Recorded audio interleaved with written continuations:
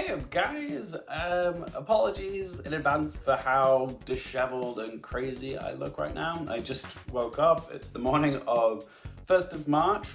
Last night the Golden Globes were on, and sadly in the UK we don't get the Golden Globes on any channel or anything, at least not legally anyways. So I did want to do a reactions and discussion video about the Golden Globes, but I didn't want to have to stay up all night and just sort of be informed by Twitter or the BBC News website as to who the winners were, so I thought I'll get a good night's sleep and then I'll just read all the winners' results on Variety the next morning and do a reactions as well as a discussion on what I think the Golden Globe winners means for the Oscar season race. The thing is with the Golden Globes, you can't take them too seriously. They do give us an indication as to which direction the wind might be blowing with how the Oscars are going to turn out. But also you have to remember that the Golden Globes, which are decided upon by the Hollywood Foreign Press Association, is that they are made up of 87 people, foreign journalists who are based in Southern California. Whereas the Academy are made up of over 9,000 people from all different sectors of the film industry. So you can't really take the Golden Globes at face value because they don't necessarily align with who the Oscar winners are going to be. They are useful in a sense, but to a certain degree or an extent. So yeah, the Golden Globes are usually like, they throw some surprises, some curveballs. I'm expecting to see a few wacky surprises here. There always is. We're gonna go through all the winners on Variety, and I'll just quickly give you my reactions and thoughts, and then I'll sort of discuss what it means for the Oscars. So thanks so much for joining me. Let's do this. Now I'm just going onto the Variety website. I'm just gonna scroll down. So yeah, this is just gonna be an order of whatever the Variety website has listed them. Here we go, we're starting off with Best Motion Picture Drama, and the winner was Nomadland. Oh my god, okay. That's good news, because a lot of people seem to think the Trial of Chicago 7 has been, gaining steam and momentum and is gonna be the winner. And I didn't put Nomadland, I put Promising Young Woman. I thought they were gonna be just wacky with this, and I thought there was gonna be a lot of love for Promising Young Woman, just because of how many nominations Promising Young Woman got.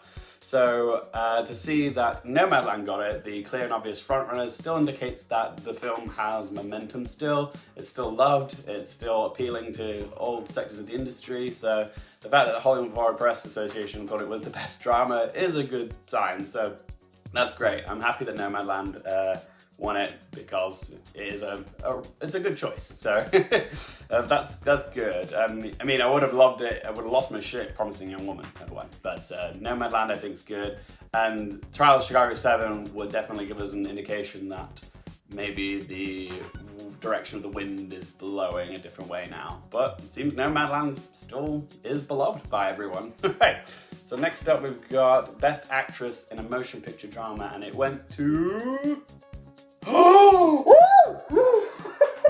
it went to Andra Day. Oh my god, for the United States versus Billie Holiday. Oh my god. Okay, that's a curveball. Oh my.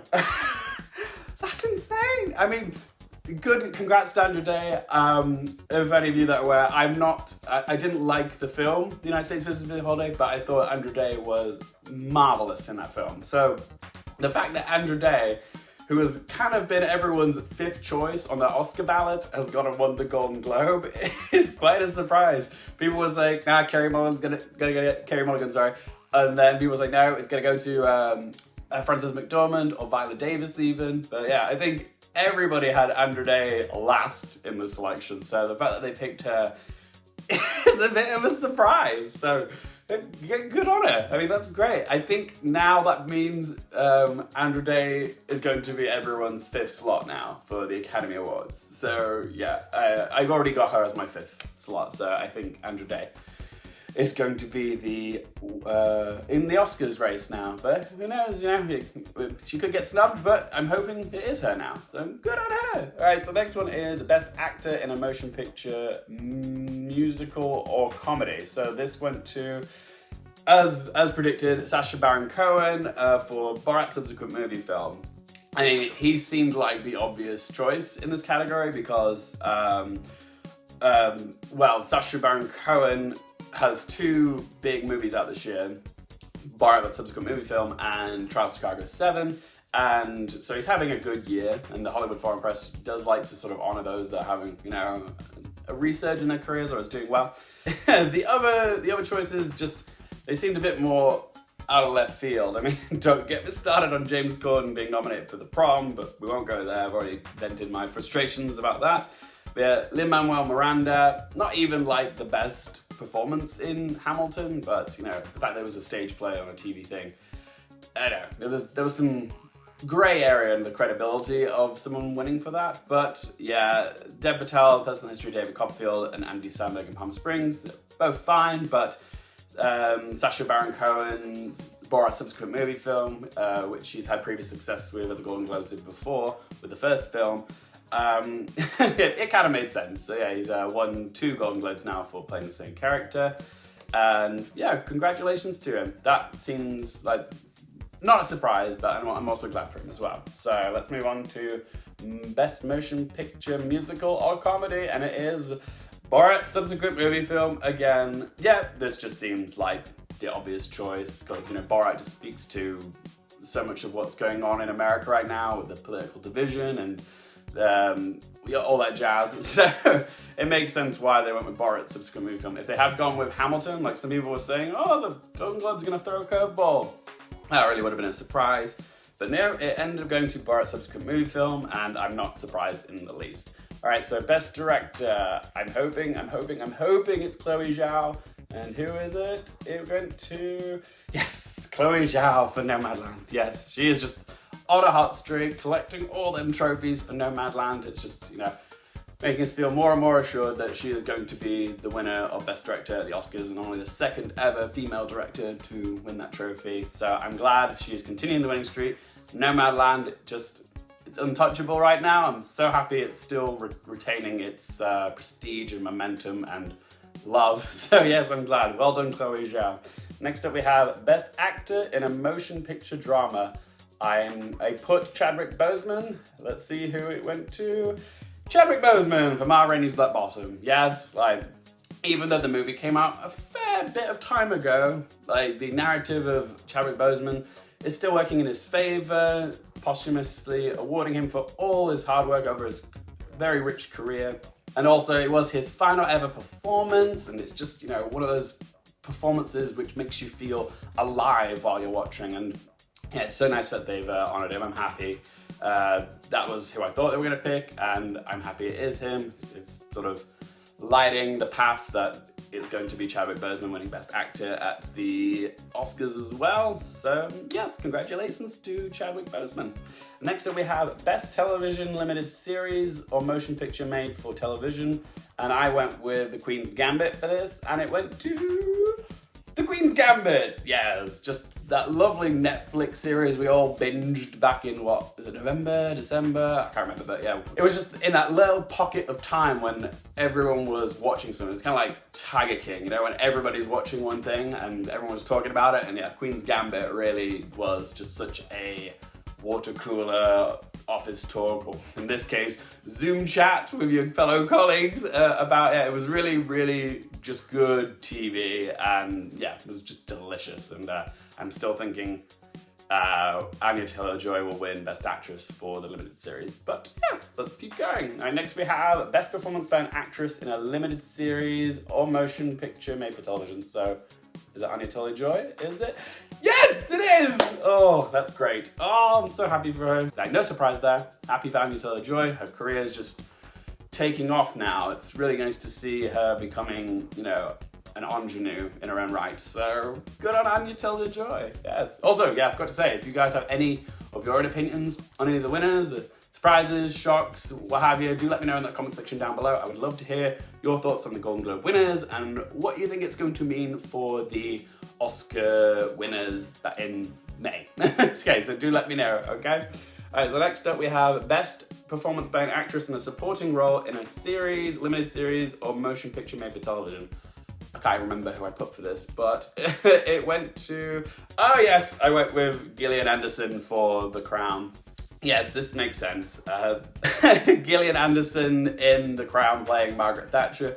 Even before we even saw The Crown, it was one of those roles, like Emily Curran for Lady Diana, or Princess Diana, is that it's such a big role. It comes with a lot, you know, prestige and weight to it. So, yeah, even before we saw the 4th season of The Crown, we always thought, oh, Gillian Anderson's probably going to win some awards for this. And lo and behold, she did for playing Maggie Thatcher. And yeah, good on her. You know, it was a great role for her and I enjoyed watching her. But yeah, I'm happy with that outcome. It's a shame Helena Bonham Carter hasn't received any accolades for her turn as Princess Margaret, but hey, Gillian Anderson does make sense, and I'm happy it was her. So yes, that means the Schitt's Creek family win of all the 4 actors isn't going to happen now because Annie Murphy didn't get Best Supporting Actress. But yeah, okay, so let's move on to the next one, and we have Best Actress in a Supporting Role in Any Motion Picture. I think I put Maria Bakalova. Oh no, she's gone for lead, hasn't she, in a comedy? So no, scratch that. So who did I put?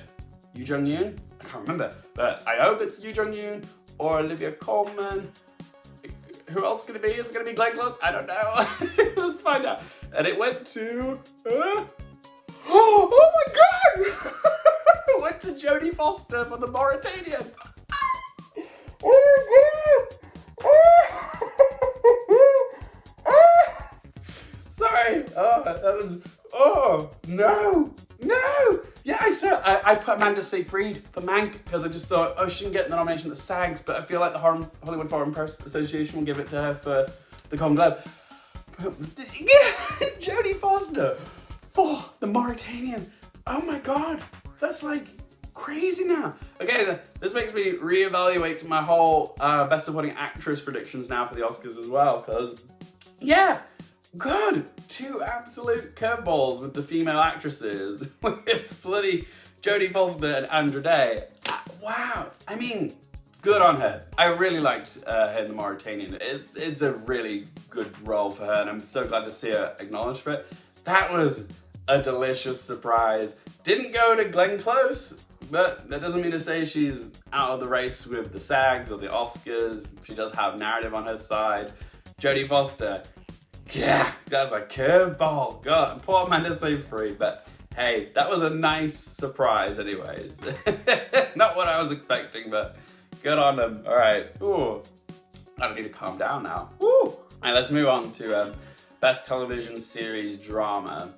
I think it's gonna be The Crown, but I put Ozark just because I have a soft spot for Ozark and I really want to see it win, but let's find out now. And the Best Television Drama Series went to The Crown. There you go, yes. It still boggles my mind that The Mandalorian is in the Best Television Drama Series. But hey, it's the Golden Globes. It's the drunk uncle of the award season race. But The Crown makes sense. Beloved show. You know, they love the stories about the royal family. And yeah, it is good TV as well. So yeah, the season 4 was definitely a highlight series as well, with just the women being front and center with Queen Elizabeth, Lady Princess Diana, and Margaret Thatcher. So yeah, it's a good season. Nice to see her acknowledged. But yeah, I would have gone with Ozark because that show is just the shit. It's the bomb. Freaking love it. Alright, so let's now go on to Best Motion Picture Foreign Language. Now, Minari's in this category, even though it should be eligible for Best Picture. It's not though. It's either going to go to Minari because the Hollywood Foreign Press wants to acknowledge it somewhere because it wasn't eligible elsewhere, or it's going to go to another round. I think it's going to go to Minari just because, yeah, the rules and how much flack they've gotten for Minari not being eligible to qualify for like Best Drama and all that. Yeah, it's a language barrier thing and it's weird. It doesn't make a lot of sense, but it's their rules, so what have you. And the Best Motion Picture for Foreign Language went to Minari. There you go. Yeah, I still think another round is going to win this at the actual Oscars, but yeah, Minari winning here makes sense. It's like the consolation prize for them not being able to win elsewhere. So yes, congratulations, Lee Isaac Chung. You're going to have more success at the Oscars. Yes. All right. So next up we have Best Performance by an Actor in a Television Drama. So maybe Jason Bateman for Ozark. But I hope so. I love Ozark. I want to see it win for something.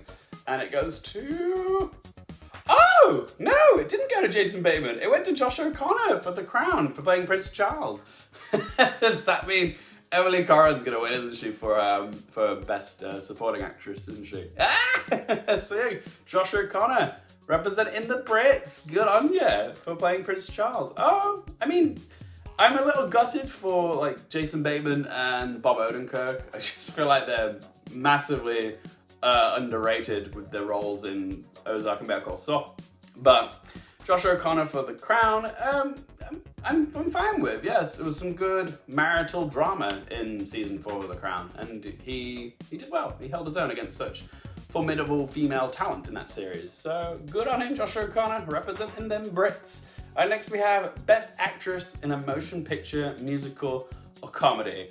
So this should be Maria Bakalova's moment in the spotlight. Because she is going for supporting actress at the Oscars, but submitted herself for lead at the Golden Globes, which makes sense, yeah. She doesn't have very much, she doesn't have a lot of competition this year either. So, I mean, she's in the same category with Kate Hudson for music, so... Here we go, let's find out. Best Actress goes to... Oh my god! It went to Rosamund Pyke for Carey. Oh my god! Oh my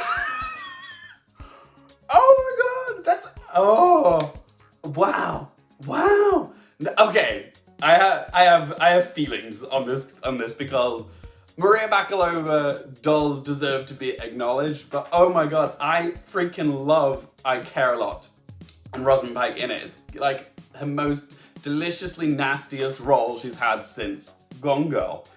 And now, and I feel like the movie itself has just sort of flown under the radar. Like as soon as it debuted at TIFF, people loved it, but then it kind of just got forgotten about. But the fact that they've given it to Rosamund Pyke, it makes me so happy. Oh, I feel good for Maria Bakalova because she's just been winning so much. But it's just nice to see Rosamund Pyke be acknowledged for such a great role. If you haven't seen I Care a Lot, it's on Amazon Prime in the UK or Netflix in America. Give it a watch, guys. It is so delicious. It's just this, naughty but perverse bit of satire. Yeah, give it a watch. It's so good. And the win is justified here. I completely forgot who else was in this category. But yeah, Anya Taylor-Joy and Emma, Michelle Pfeiffer in French Exit, Kate Hudson in Music. Yeah, Maria Bakalova seems like the obvious choice because she's just been the breakout, star of 2020, 2021. So yeah, the fact that went to Rosamund Pyke, another Brit as well. Good for her. Does this mean I think she can get into the Oscars race now? Ooh, probably not. I still think Andra Day has a better chance of getting that 5th slot, just because it's a biopic about a notable historical figure in American history, and the Academy just loves those type of movies. It's why Cynthia Erivo made the cut last year for Harriet, and also Andra Day, being a person of color, does help to diversify the category more, and the Academy is more attuned to those sort of political issues at the moment. So I think they will go to Andra Day. Although if Rosamund Pyke did make the cut for I Care a Lot, I would freak out. Because I definitely prefer I Care a Lot and Rosamund Pyke's performance as opposed to United States vs. Billie Holiday and Andra Day. It's just a performance I find more invigorating and exciting to watch, whereas Andra Day's beautiful performance, very well done, and she shines in it. It's just Rosamund Pyke's is more delicious to watch. So yeah, if Rosamund Pyke does make the Best Actress list, I will be so gobsmacked, but I'm so happy she did one here. This is so cool. I'm so glad. I'm so happy. All right, let's move on. Gosh. All right, so we're moving on to Best Television Series, Musical, or Comedy. Schitt's Creek. It's gotta be Schitt's Creek, right? Because, yeah, Schitt's Creek was just the show of 2020/2021. So yeah, Schitt's Creek. Yes, it went to Schitt's Creek. Oh, that's so nice. After the triumphant success at the Emmys, it was it was natural to think that they were going to do well at the Golden Globes as well. It's the sort of comedic series of the moment, I think. Now that it's gone from our screens, that was their last chance to honor it. So it makes sense why they would go with that. So let's move on to Best Performance by an Actor in a Television Series, Musical, or Comedy. I can't think of anyone off the top of my head, but let's find out now. It went to Jason Sudeikis for Ted Lasso. Oh, so Eugene Levy didn't get it. I put Eugene Levy on my Gold Derby submissions. But yeah, Jason Sudeikis for Ted Lasso. I still haven't watched it, but good on him. Yeah, I've heard wonderful things about it. But let's move on to Best Original Score for Motion Picture. Please, please, please be Soul. Trent Reznor, Atticus Ross, John Batiste. Please, please, please, please, please. Yes! Oh my God, yes! Woo! Bro, sigh of relief there. I was worried there was going to be a curveball there. But no, that's good. Oh, I'm so glad. That's great. Oh, that's sort of lighting the way that Soul is going to win Best Score at the Oscars. So fingers crossed for that. And yeah, that's the one I'm hoping wins and I think is the most deserving. So yes. Yes for Soul. All right, Best Original Song for Motion Picture. Speak Now from One Night in Miami, I think is it. Although Tigress and Tweed didn't make the shortlist at the Oscars, so who knows? Maybe. I mean, they gave Andra Day the Golden Globe for Best Actress. Could it win again? Let's find out. Best Original Song goes to... Oh, no! It went to Low C from The Life Ahead. Wow! I mean, good on them. Is this finally going to be Diane Warren's year? Maybe. I mean, like I said, the Golden Globes don't always align with the Oscars. And this actually might make it even harder to call because everyone was saying, oh, it's going to be Leslie Odom Jr. for Speak Now, One Night in Miami. But Diane Warren has the narrative of, 11 nominations, no wins. So she is seen as someone really overdue for recognition. So yeah, Low C from The Life Ahead won it. Yeah, I still don't know if that's who I put my money on for the Oscars, but it does seem like maybe the collective atmosphere of the award season is that we should give it to Diane Warren, she's due. But hey, she won the Golden Globe, that's a good start for her. But can she maintain it over the Oscars? We'll have to wait and see. But yeah, that was a surprise. Good on Diane Warren. But yeah, poor Leslie Odom Jr. Is he going to be compensated with the Best Supporting Actor win though? Maybe. That could be a reason why they didn't win. Maybe they didn't want him to win too. But we'll see. Let's find out who's next. Best Performance by an Actress in a Television Series Drama. So this will be Emily Corrin, right, for The Crown. Probably. Yeah, they bloody love The Crown. All right, here we go. So it went to Best Actress in a Television Series Drama. It's Emma Corrin, so not Emily. God, Emma Corrin, The Crown. Beautiful performance. They handled all the bulimia stuff very sensitively, and you know, her hugging AIDS victims and stuff like that. It's a role with a lot of, you know, dramatic weight attached to it. So it makes sense why Emma Corrin won, and she only got one season of The Crown, and she's gotten a Golden Globe for it. So congratulations, and another Brit. Woohoo! Yes, the British are coming. Sorry, I swear to God, this is just tea. There's no alcohol in this. It's always fun to see who wins the Golden Globes because they just throw so many curveballs. All right, so next up is Best Screenplay for Motion Picture. Now, the Golden Globes, they don't have a separate category for Best Adapted Screenplay or Best Original Screenplay. So they kind of just mesh them all together. So this could be a wacky one. I think I put Promising Young Woman for this, but it could go to something like Nomadland or was it Mank? I don't know, I can't remember the full 5 nominees. Yeah, I put Promising Young Woman because I thought there might just be a lot of love for that film and it came at the right time. But let's find out now. Best Screenplay went to Aaron Sorkin for The Trial of Chicago 7. Not really a surprise, yeah, because it's Aaron Sorkin. I just forgot about him then for a second. Yes, Aaron Sorkin in the screenplay category. Wow, groundbreaking.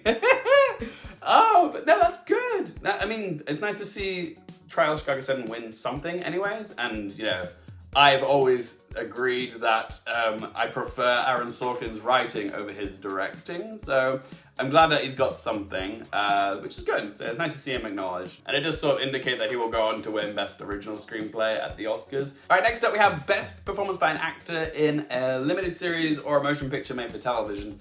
I went with Hugh Grant for this one.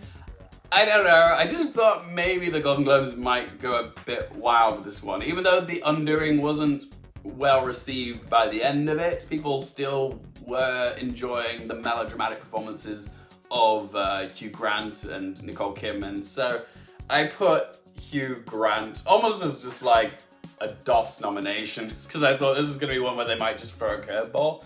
But let's find out who won. It went to, it wasn't Hugh Grant, it went to Mark Ruffalo. I know this much is true. Actually, now that I've said it, like, he did seem like the front runner. I think that was the #1 pick on Gold Derby, but I haven't seen it, so I just thought, yeah, I'll go with something that I have seen. Okay, so next up we have Best Motion Picture Animated. So if this is anything but Soul, I'll be gobsmacked, but the Golden Globes have been surprising here before. We got The Missing Link one year instead of Toy Story 4.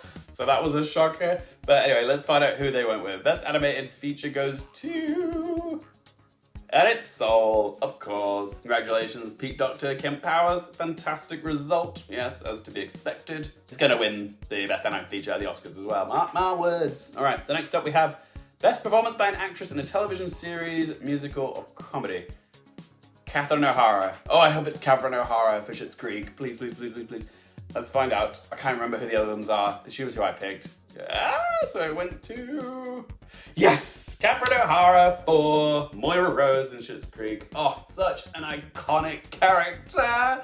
So the fact that she's been acknowledged finally is magnificent. I mean, I love Elle Fanning in The Great. It's nice to see Kelly Cuoco in the category as well. It's nice to see that Catherine O'Hara has been acknowledged finally for all the amazing Moira-isms and just really adding so much life and love and compassion to such a great character, Moira Rose. Oh, I'm so happy. That's good on you, Hollywood Foreign Press Association. You picked the right person, in my opinion. All right, so next up we have Best Performance by an Actor in a Supporting Role in a Series, Limited Series, or Motion Picture Made for Television.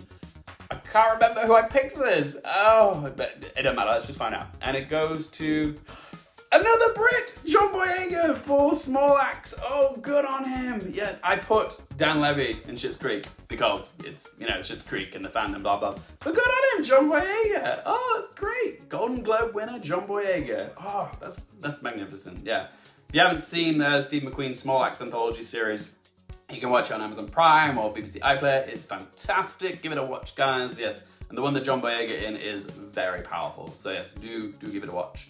Alright, so next up we have Best Actor in a Supporting Role in Any Motion Picture. And this is kind of a big one for me because I've found Best Supporting Actor quite a hard race to determine, because some people say it's Leslie Odom Jr., some people say it's going to be Daniel Kaluuya, some people say it's going to be Sacha Baron Cohen. I personally think it's going to be Daniel Kaluuya. I hope it's him as well. Again, I'm like Team Britain, and I love Judas and the Black Messiah, so I do want to see Daniel Kaluuya. But Leslie Odom Jr. didn't get the win for Best Song, did he? So maybe they've compensated him with the Best Supporting Actor award here. But let's find out. Best Supporting Actor in a Film goes to Daniel Kaluuya for Judas and the Black Messiah. Yes! Oh, that's the outcome I wanted. I'm happy. Daniel Kaluuya, phenomenal performance in Judas and the Black Messiah as Fred Hampton. Oh, this is good. It's a good sign that he is on his path to winning his first ever Academy Award. Oh, I'm so glad. That's good. God, can you imagine if it went to Jared Leto? The internet would explode. But yes, oh, that is so good to know that Daniel Kaluuya did that. Oh, I'm glad. Kind of feel bad for Leslie Odom Jr. though, because he didn't win anything. I mean, not even by, proxy with Hamilton. Lin-Manuel Miranda didn't win for that category. And if that's another place where Leslie Odom Jr. should have been nominated for Hamilton. But yeah, he didn't get the win for Speak Now the Song or a supporting role in a film. So yes, I do think Daniel Kaluuya is the one who's going to be victorious in supporting actor at the Oscars. But For Leslie Odom Jr., don't discount him yet in terms of the best song category, because even though Diane Warren got it for Lucy with The Life Ahead, again, there's not 100% reliability of Golden Globes matching up to the Oscars. And Leslie Odom Jr., he's being so celebrated now. His career's really taking off. He's sort of, a name on everyone's lips. So I can see him like being like Lady Gaga, getting the nomination for an acting category and the song, and winning for the song. But then again, Diane Warren does have the overdue narrative going for her, so that's going to be an interesting race. That's certainly made it more interesting for sure. It was an interesting Golden Globes. Definitely some shockers. The ones that were most shocking were the female actresses in the film categories. Rosamund Pyke and Andra Day as well. Real shockers there. Can Rosamund Pyke make the Best Actress cut? Her odds have increased, but I don't think she will make it into the 5. I still think Andra Day is going to be the one in the category. Maria Bakalova, poor her. I hope she does still get the nomination for supporting actress at the Oscars, because she so deserves it. But the fact that she didn't win in the lead actress of the Golden Globe, is that because she overplayed her hand? Was she reaching too much? And Rosamund Pike's performance was more of a lead, and they saw her more as a supporting actress than a lead for Borat's subsequent movie film. Maybe that was it. They just thought Rosamund Pike was the central character in I Care a Lot, and Maria Bakalova was kind of in the wrong category, but not exactly. They gave the award to Sacha Baron Cohen, so why not Maria Bakalova? It's interesting, but hey, I'm still happy for Rosamund Pike though. So I know some people are gonna be upset Maria Bakalova didn't win. I'm happy that Rosamund Pike won. But yeah, that's a good question to ask. How do you guys feel about the Golden Globe results? Which ones were surprising? Which ones were you happy about or relieved? Whatever you have to say about this year's Golden Globes and the upcoming Oscar nominations and ceremonies, do let me know in the comment section down below. I love hearing from you guys and all your thoughts, theories, and opinions when it comes to awards season. If you have enjoyed this video, please do help support my channel by hitting that thumbs up button. If you want more movie, TV, Oscars content, don't forget to click subscribe. And if you want to follow me on any social media, keep up to date with all my award season coverage. You can find all those links for Twitter, Instagram, and Letterboxd in the video description down below. And as always, thank you guys so much for watching. For more things related to movies, TV, and popcorn culture, I'm Luke Hearfield. I'll see you next time. Just woken up the cat. He's going for the popcorn.